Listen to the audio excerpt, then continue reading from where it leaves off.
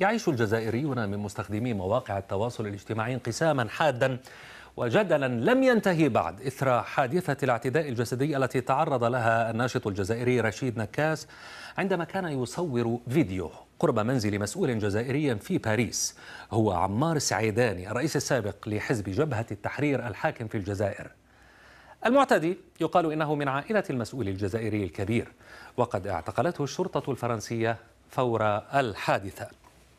المقطع الذي صوره الناشط الجزائري لنفسه ونشره على مواقع التواصل الاجتماعي حقق ما يصل في مجموعه إلى 5 ملايين مشاهدة. بدأ فيه نكاز مدرجا بالدماء في لحظة اعتقال الشرطة للمعتدي على حد قوله، وجبرنا على تغطية وجهه في هذا الفيديو. الشعب الجزائري هذا وليد سعيداني بغى يقتلني، شوفوا اش هذا لي، شوفوا وليد سعيداني بغى يقتلني، شوفوا وليد سعيداني، شوفوا اش هدر فيا في لويس سوغسال، بغى يقتلني، شوفوا بغى يقتلني، شوفوا بغى يقتلني، شوفوا يا الشعب الجزائري، شوفوا السراقين بغى يقتلوني. تم نقل نكاز للعلاج، واعتقلت الشرطة الذي اعتدى عليه والذي يقال إنه من أقارب المسؤول الجزائري وكان مغطيا لوجهه. لكن من هو رشيد نكاز لمن لا يعرفه؟ ربما هناك أحد يتذكره في هذه الصورة التي فقد عرف في أوروبا بمحامي المنقبات.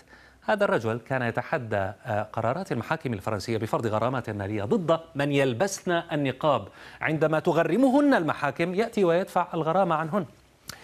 في الجزائر قاد حملة كبيرة ضد استغلال الغاز الصخري في البلاد، وحاول أيضا الترشح للانتخابات في عام 2013، ويقود حملة ضد الفساد كما يقول بطريقته، وكون لنفسه هذا الحزب حركة الشباب والتغيير، وعرف بحملاته الدعائية. ونكاز نظم اعتصامات أمام أملاك المسؤولين الجزائريين في باريس، مثلا فيلا عائلة عمار السعيداني، وأمام أيضا فيلا يقول إنها لابنة رئيس الوزراء السابق عبد الملك السلال في باريس، ومسؤولين آخرين، ويتهمهم حسب رأيه بنهب المال العام.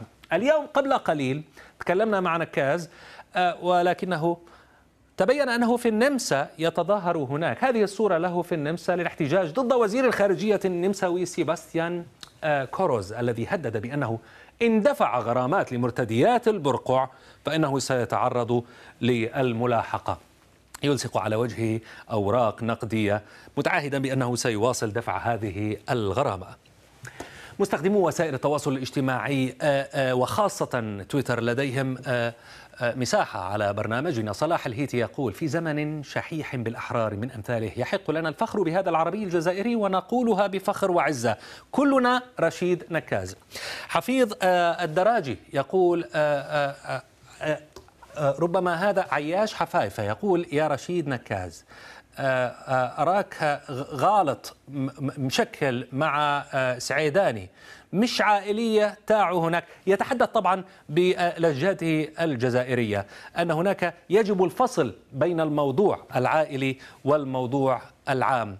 ينضم إلي من الجزائر الدكتور سليمان عراج الصحفي والمحلل السياسي. دكتور سليمان، مرحبا بك في تريندينج. أريد أن أسمع رأيك بمناسبة الحادثة التي حدثت مع نكاز. كان يصور فيديو أمام فيلة مسؤول جزائري وتعرض لما تعرض له. أين تتوقف حرية التعبير وأنت يعني كصحفي تقدرها؟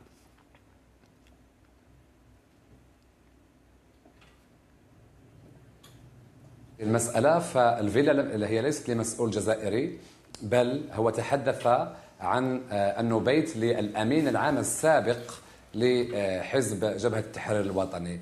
فيما تعلق هي أنا أعتبرها قضية شخصية سيتم معالجتها على مستوى القضاء الفرنسي، لأنها حدثت على مستوى التراب الفرنسي.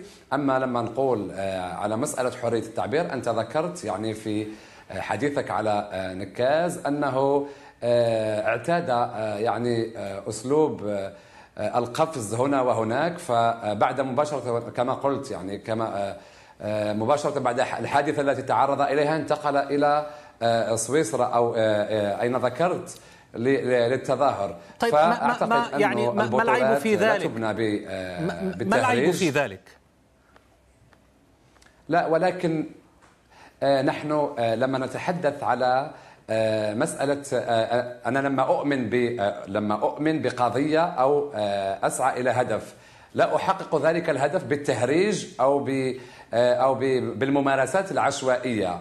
هناك أطر، خصوصا لما الكثير من الرسائل السياسية توصل إلى السياسيين بالتهريج وبكافة، يعني هنا في بريطانيا عن طريق العري، هنا في بريطانيا عن يعني كافة الطرق. ما العيب في ذلك؟ ديمقراطية. ديمقراطية. نحن لسنا ضد حرية التعبير بقدر ما نبحث عن المضامين التي لها مغزى، أو على الأقل اعتماد الأساليب الراقية. حتى لما تتحدث يعني كثير من المظاهرات اللي نراها في باريس وفي لندن وفي كثير من الدول الديمقراطية، لكنها يعني لا تنزل إلى مستوى. سليمان عراج الصحفي والمحلل السياسي، شكرا جزيلا لك.